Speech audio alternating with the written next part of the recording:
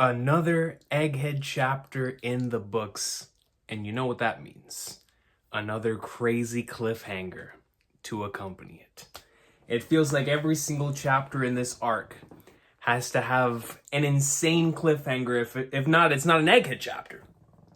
If it doesn't have a crazy cliffhanger, normally in One Piece arcs, we have crazy cliffhangers to end certain chapters, right? Especially to end volumes, to start off certain volumes, right? In order to really get the intrigue going. And I'm not talking about like big, huge cliffhangers, but stuff that'll make you want to keep reading. You know what I mean? Oda's very good at that. This arc just has, I'm talking shocking cliffhanger after shocking cliffhanger after shocking cliffhanger. And the fact that they take place either within Egghead or around the world, mixing and matching the two, and where chapters like this that solely take place within Egghead Island can still keep you immersed, even though all of us want to see what's happening with Law and Blackbeard. We want to see what's happening with Vivi. We want to see what's happening with St. J. Garcia Saturn. And without question, we want to see what's happening with Shanks. So it's like in the midst of everything happening around the world, what he has built here with this murder mystery plot has just been so intriguing that all of us are just on the edge of our seat, especially when a chapter like this comes out. And in one page, so many theories are just literally shot to death. I mean, it's crazy, bro. When Shaka gets taken out here, so many theories went into the ground and others grew. And it's like right now we're in such an unpredictable state where we have no idea what's going to happen next. And that is so exciting. It is so exciting when we get chapters like this. And what is even crazier is the fact that because it's Egghead, we have no idea whether the next chapter is going to give us the answer as to who the traitor, who the person actually is that shot him, because the Katak person, the individual who shot Shaka, went back up the stairs. So we have no idea whether said individual is going to be showing off in the next chapter. So regardless, I have a few comments here from the members for this week's Afterthoughts. It was quite a chapter, man. Sanji greatness, obviously, now that the eyebrows have been twisted the other way, it's safe to assume that something here, whether it be the fact that he's fighting against the Seraphim at this point in time, being here on Egghead, it's like activating the potential Lunarian blood that's been within him, in which I remember after chapter 1023, we were like, hold on, man, is this what Oda's cooking? Has Sanji been a Lunarian this whole time? Does he have Lunarian blood within him, right? If this is the path that we're taking, with Sanji potentially being a Lunarian here, I don't know if that's what Oda's cooking, but it is very strange that the eyebrows going the other way. That's all I know, right? So I thought that was very interesting. Obviously, we're about to see something crazy here with him versus the S-Shark and Seraphim Jinbei, so that should be a lot of fun to experience as things continue to ramp up on every single side. Obviously, now Zorro has revealed to Lucci, Kaku, and Luffy that in order to defeat one of the Lunarians, we have to wait until the flames go out, right, in order to start doing some damage. So now we're definitely going to see stuff ramp up in the ends of those fights, and Hancock just has the complete advantage over every single individual in that area. So as these battles continue to progress, they get better and better. And I look forward to seeing how Usopp and Lilith and Frankie are going to get out of that scenario, and how Luffy, Lucci, Kaku, and Zoro are going to handle everything happening there as well. And of course, the Sanji Jinbei stuff too. But Shaka was the most interesting part about this chapter because for so many individuals, Shaka was the traitor. And not only was Shaka the traitor, but Shaka was also, even if you didn't believe Shaka was the traitor or anything of the sort, Shaka was just such a cool character with an incredible, like, Daft Punk inspired design. He had the Rashford pose. I mean, dude, I love this man. Like, he radiated this sort of like cool One Piece character energy. And I just love that about him. And now to see him get shot like this, regardless of what happens from here on out, it's just, it was sad to see. It really was. It was shocking. It was terrifying, very sad, very 1060-ish. In regards to just like, wow, you know, and it reminds me a lot of in Robin's flashback when Clover just got shot in cold blood. It's just like, man, Shaka. So let's go ahead and start reading some comments here. First comment comes in from Gold Slash. Shout out to Gold Slash. It says, yo, coach, I think Zorro was trying to do us, the readers, a favor by extending the time the Dream Team stays together. Yo, seriously, Gold Slash, you might be right about that. Like, Zorro was, by not telling anyone else, he was extending the time that we had for Gear 4 Luffy to fight alongside Lucci, right? And of course, for Kaku and Zorro greatness as well. So, Zorro's information, him withholding that information, allowed for this tag team to take place. So, shout out to Zorro. Also, my boy Usopp needs a bubble gum for the road. Truly, right? Could you imagine that thing later on down the line, especially with him being able to potentially put one of those bubbles within his slingshot and against fruit users? That could be how he defeats Von Augur down the line. If Von Augur can't warp anymore, because all of us were thinking about the fact that he would need highly advanced observation hockey in order to take on Von Augur now that he has the warp fruit. So it's like, could you imagine him having this bubble gun at his disposal, at the very least those bubbles that can, negate devil fruit abilities for a short period of time? That could come in handy. And so, very well could be the case, Gold Slash. On a serious note, I do think Lafitte could be the culprit. I love that idea. One of the things that makes me so interested in the idea, the potential idea that Lafitte could be the individual that's doing all of this, is not only just Blackbeard taking full advantage of the chaos in the world right now to attack two places at once, but it would also go to show exactly what he's trying to do here with this whole fruit hunting thing, right? Where it's not just the pure fruits that we've known throughout the entire course of the series, but now also taking a potential interest in the artificial recreation of these things as well, right? With Vegapunk and what he's been able to recreate and place within inside of the S units. So it's like going above and beyond when it comes to the fruit hunting stuff to potentially have the very best of both sides, both artificial and the real thing is kind of wild. It's kind of wild. And so Lafitte taking part within that makes sense from that standpoint. And I would also love for Blackbeard to have planned that far ahead, right? To where, hey, I'm going to go here. I'm sending the other parts of my party here. And shout out to Zaki, who pointed out that it would be a direct parallel to what took place back in Skypiea or in Jaya, whenever we had, or back in the Voice Century podcast, we were talking about this. It was me, Chestnut, Zaki, and Mac.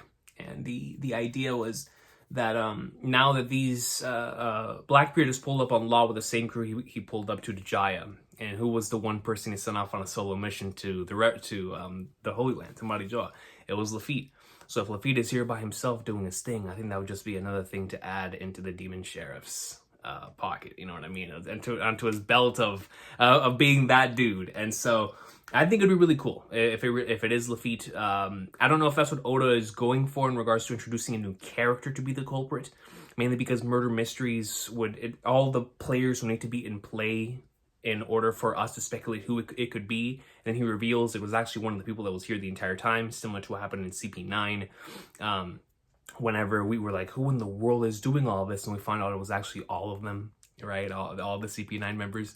So to me, it's like we very well could be getting a parallel of that, a direct parallel of that, where it's actually all the Vegapunks.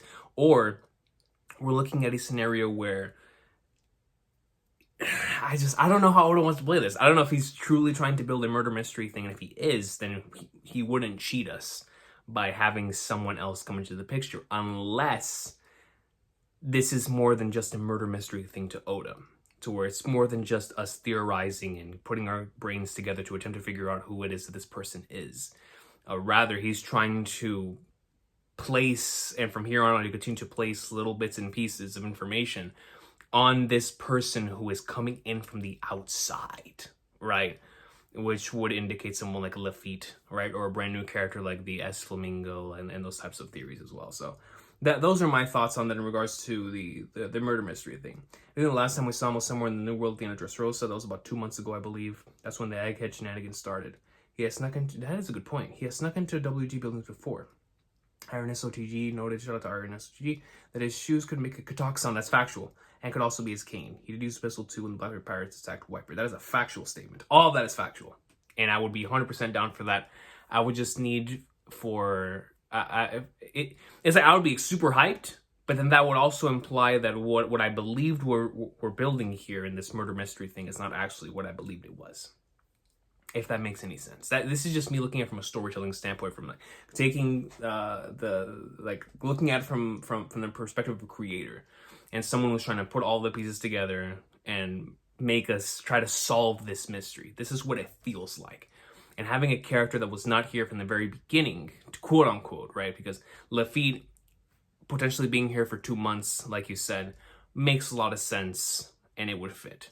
And then, of course, getting the answer later on, or something in some sort of red herring, I could see how it could work.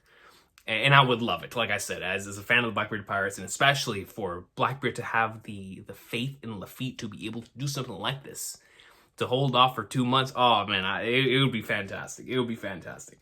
But we'll just have to wait and see if that's what Oda's trying to go for when it comes to this murder mystery thing. We'll have to wait and see. But thank you, Gold Slash. Next one comes in from Safa, who says, "Rip Shaka, rip man to a legend. Also, I wonder if they'll make Seraphims of every warlord ever, like Buggy, Blackbeard, or Law. A Buggy Seraphim isn't losing. You know what I mean? I think if we see the S Clown, everybody better run.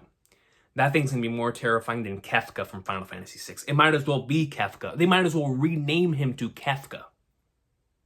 S Clown, strongest character in the verse, and it's not even close. It's gonna be S Kefka / S Clown, and then it's gonna be Lucky Roo eating healthy. 2 strongest characters in the verse by far. Not even close. Like Buggy, Blackbeard, or Law. I think a Blackbeard unit would be very interesting.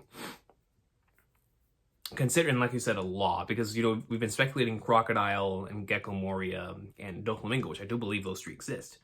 But stuff like Buggy, Blackbeard, and Law, that fascinates me, because it's like, what would they even be?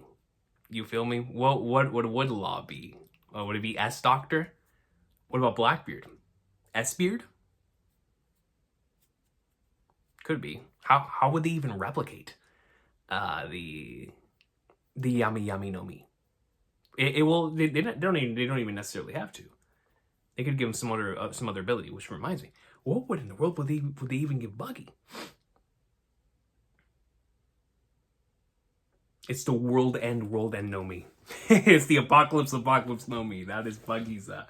That would be Seraphim Buggy's fruit. No question, Safa. No question. But yeah, if they really do have an S unit of every warlord, that would be insane. Actually, super OP. As a matter of fact, I need there to be an S Buggy now, like an S Clown, for comedic purposes in the final saga, where the S Buggy starts doing stuff. Everybody thinks it's the real Buggy, and his followers just go and follow Buggy even harder. Dude, that'd be so much fun. Give me the S Clown. Now that I think about it, give me the S Clown, please. Please.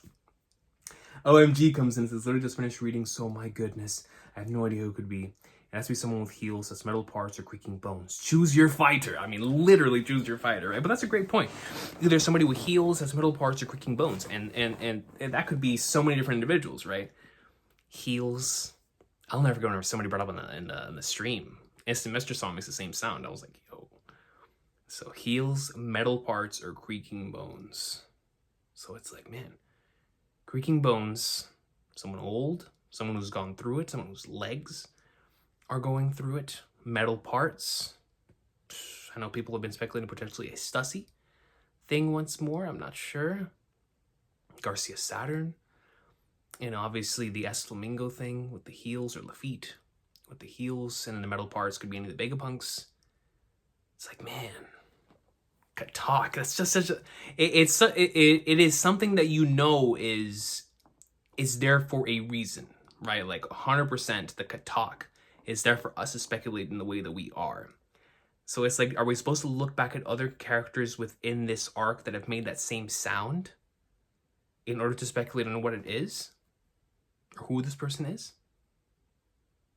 It's like that sound effect is gonna haunt us until we figure out the answer, dude. But thank you, OMG. I appreciate you. What a chapter, right? What a chapter. Suber comes in and says, this chapter was great from start to finish. It had a typical awesome OP chapter vibe, 100%. I think it flowed very, very well. And the final climax was awesome. The traitor thing is still blowing my mind. As I said before, I still believe it's not a traitor or anything. It has to be someone with an agenda. I do think the culprit's goal is not to kill the Stella, but the satellites. And there's a lot of options. Like Lafitte might be a good potential. I still love that idea. though I doubt for 2 to 3 months he was hiding there. Personally, at this point, I believe it's some new character introduction, even though I hope it's an old character. To end this, I thought of a character who might be the traitor, and that's Wang Zi. After Rocky Port, he might be hiding there, and as for the reason to kidnap everyone, might be because of his anger towards WG from God Valley. Maybe it's a plan he created with Morgan. Axe Hand Morgan? Because I saw that, I saw a picture that pieced together Vegapunk here with the bottom of his chin being similar to what Axe Hand Morgan had been in the series. I thought that was fascinating when I saw that, which leads to the existing theory of Morgan being connected with the rocks. This is some of the thoughts that I gathered, but after this chapter, I'm truly amazed. I lost all clues. Have a nice day. I appreciate you, Superman. It's wild because, like you said, one of the things that we have to understand first is the motive behind what the culprit is even trying to do in the first place. Why eliminate Shaka? Why attempt to do things in the manner in which they are doing, right? Keep the Cypher Pole down here, keep Vegapunk down here. What is it that the traitor is actually attempting to accomplish by keeping everyone up here, right? Like, are they trying to make them see something? Are they trying to make them all, like, suspect each other? I don't know. And it's like, once we figure out the why, that's going to lead us into the how, and it's like, eventually we're going to get to the who, and it's going to make sense whenever we get there, but right now I just cannot put those pieces together. I have yet to hear the Wang Zi thing. I think that's very interesting. Very, very interesting about Wang Zi after the Rocky Port incident, potentially hiding there, and then of course we do know he has a connection back to the Rocks pirates. So that is very interesting. So what you're implying here is that this could be a potential new character introduction or an old character that is reappearing once again, right? Like almost like a Wang Zi or like is it like a Lafitte or something like that. And I could see both scenarios being true, but I do believe that what Oda's holding on to here is a character that we've already seen as the traitor. I do believe that this is the route in which we're taking this, right? If there is already so much insanity happening around the world, and if this is going to follow the classic murder mystery plot, then I don't know if Oda wants to cheat the reader by putting a new piece into the puzzle right now, unless this character starts putting in more clues for like now, like the Katak sound. Following chapter, maybe we see like a little tip of the hat if it is someone like a Lafitte, right, or someone like a Wang Zi. If it's a returning character, we better start seeing like more clues to lead into that, because if not, we're all gonna feel pretty cheated. We're gonna be like, who in the world, right? Or who could have expected that? And if what Oda's really going for here is a murder mystery type of story, then there had to have been clues present throughout this entire thing for us to be satisfied whenever we see like, oh, of course it was this person or this person, right? And it all makes sense at the end of it. So if it isn't a character that was not here from the very beginning to us, right? Like someone like if what you're saying is correct and the Wang Zi or a Lafitte has been here for 2 to 3 months, that makes sense in regards to them being there. But what we need is more clues, right? As to like, maybe next chapter we hear like, oh, a Blackbeard pirate stowed away here two months ago. That would be a major clue. Or some pirate ship came here 2 months ago. That's a major clue. That allows us to continue to put the pieces together. So if it is an outside source, we better start getting some more of those, right? And maybe we've already gotten them, but we just haven't put the pieces together because we don't know who the person is yet. So we'll just have to wait and see on that end. But thank you, Subaru. That'd be crazy. Wang Zi. Timothy James comes in and says, I missed the stream and I've not yet watched it, so I'm not sure if anyone mentioned this. Seraphim Dofin may be the one who shot Shaka. We definitely did talk about that. It could somehow parallel how Doflamingo killed his dad with a pistol. That is true.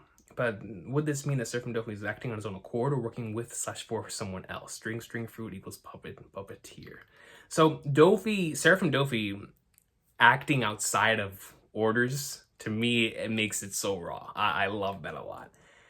And potentially working for somebody else is also really cool too. You know, and like the Seraphim version of the Cross Guild. It's like they started up their own little clique within the Seraphims. I think that'd be very interesting.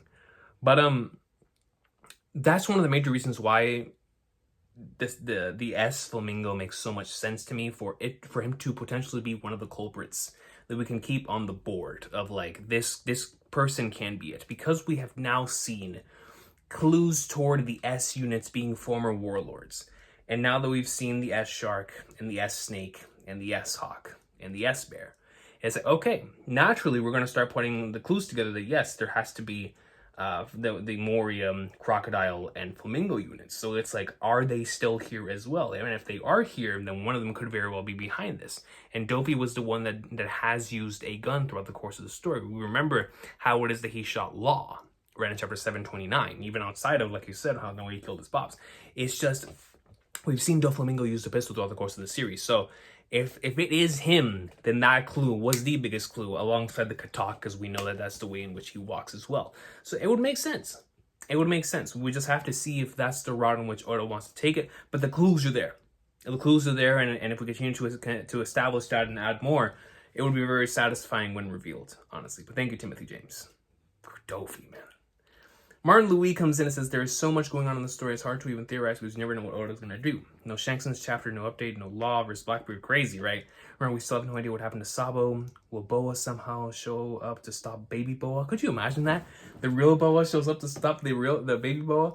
Sticking to Egghead specifically, I have no clue who the traitor is, and it's annoying me that we haven't got conclusive evidence to pinpoint someone. So that's why I just try to enjoy the story as it goes. I'm already waiting for the next chapter. That's the thing to me that makes it so interesting, right?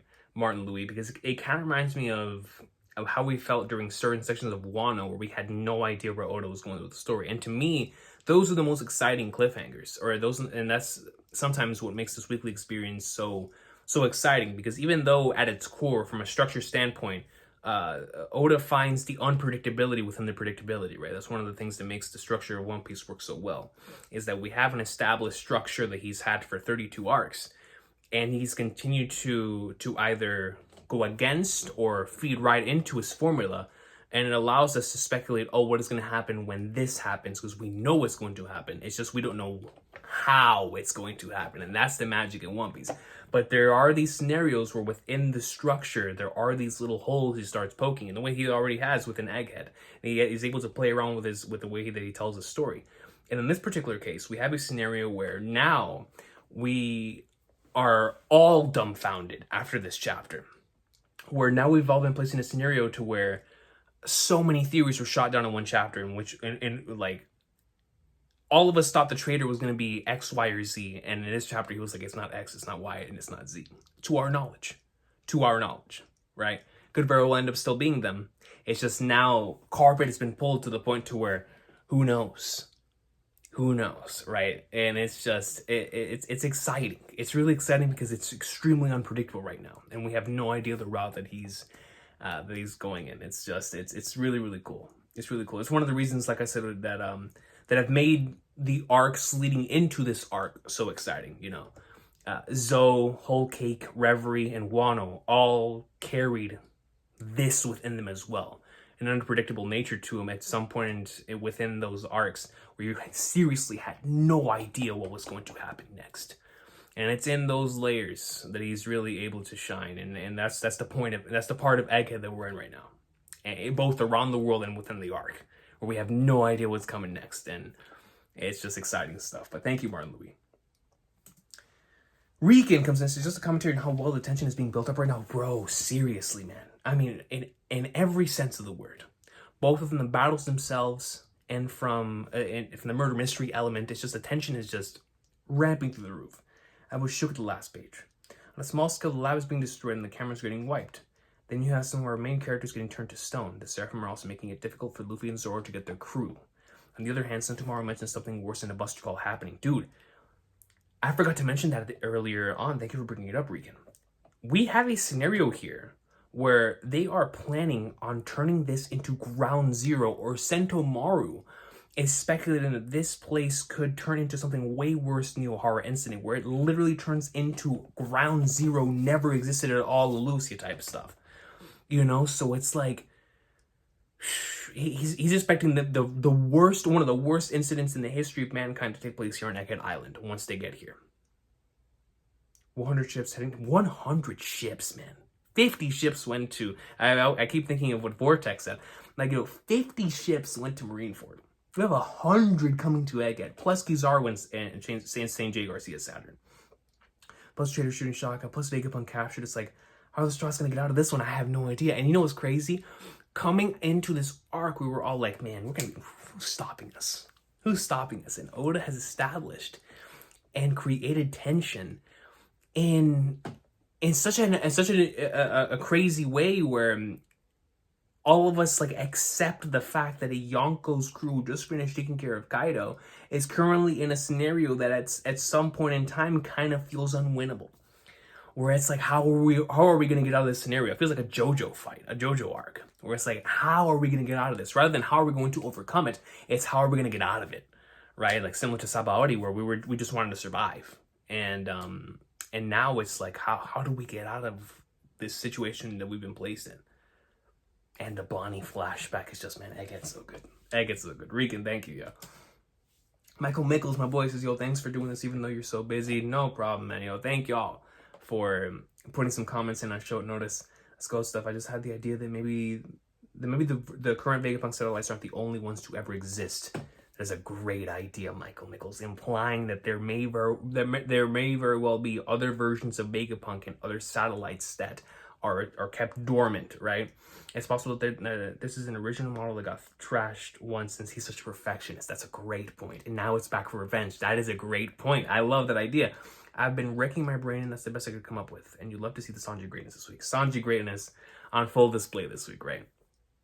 But I love the idea about it being the original Vegapunk or an original model that was trashed due to his perfectionism, because that would go into all of the different clues that has been put in and given to us throughout the course of Egghead Island up until this point. If this is a trashed version of Vegapunk, I would accept that wholeheartedly, man. And it would go directly into the themes that was presented, like I said, last week or the week before. Yeah, the week before. When I found out that Frankie was going to be fighting here. And it was like, yo, we might potentially be running into a scenario where we'll be paralleling once again Tom's speech to Frankie and you know, valuing your creations and never throwing them away, right? And it would be very interesting if now Vegapunk was able to learn that. If the traitor here really is a trashed version of Vegapunk who is coming back for revenge, right? I think that would be an opportunity for that to resonate strongly within the individual in the verse that has probably made the most creations than anyone else, and would allow him to grow as a person coming out of this arc as well, understanding that what he's done has hurt himself, like a version of himself that he threw away. I think that'd be really good, Michael. I think it'd be really good. I love that idea, man. I love that idea. Thank you so much, yo.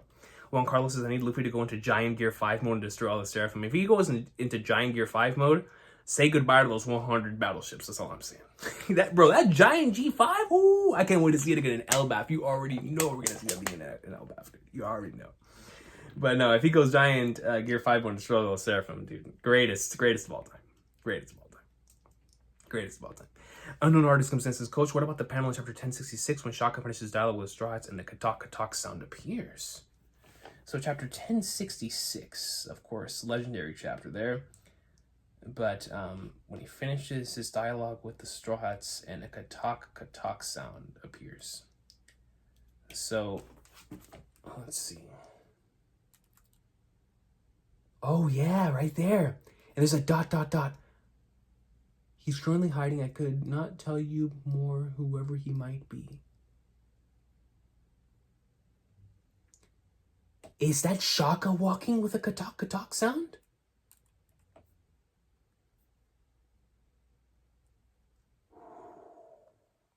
Then it could very well be the possibility that was brought up at the end of the chapter, and whenever we were on stream, that we could be looking at here is Shaka faking his death in front of the other Vegapunk, with the other Shaka being, like the real Shaka being the one that shot him.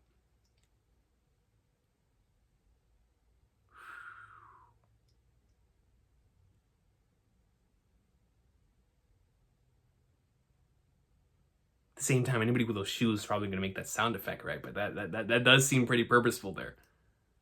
Katak. Shaka. Someone with the same sound effect as Shaka himself. Yo, that was a great catch, Unknown Artist. Great catch, yo.